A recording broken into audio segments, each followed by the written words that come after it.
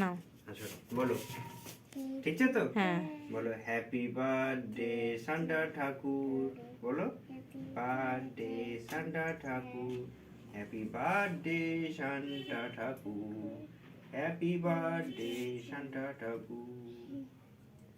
হাতালি দাও। কি মজা, কি মজা, কি মজা।